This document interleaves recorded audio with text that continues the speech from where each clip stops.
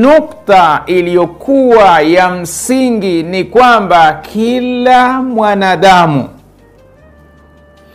awe mwanadamu aliyekuwa muumini, awe mwanadamu ambaye siye muumini, ataulizwa kuhusu yale aliyojaliwa na Mwenyezi Mungu Subhanahu wa Ta'ala. Ikiwa ni mali aliyojaliwa na Mwenyezi Mungu Subhanahu wa Ta'ala, ataulizwa.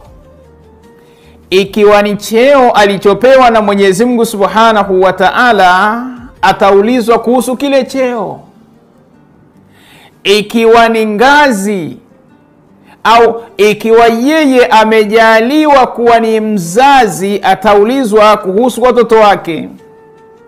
Naye mtoto vile vile ataulizwa kuhusu wazazi wake, na kadhalika na kadhalika.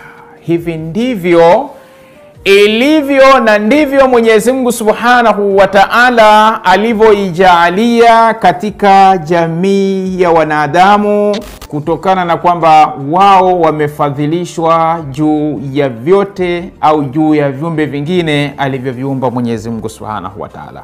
Mwenyezi Mungu Subhanahu wa Ta'ala katika Qur'an anasema, Bismillahirrahmanirrahim, fawarabbuka lanas'alanna, tutawauliza, kwa maana kwamba ni jambo ambalo kwamba halina shaka ndani yake.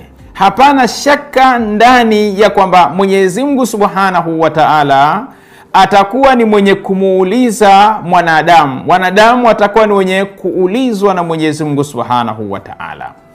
Kuhusu nini? Lanas'alannahum ajma'in, tutawauliza wote, amma kanu ya'malun, kuhusu yale ambayo kwamba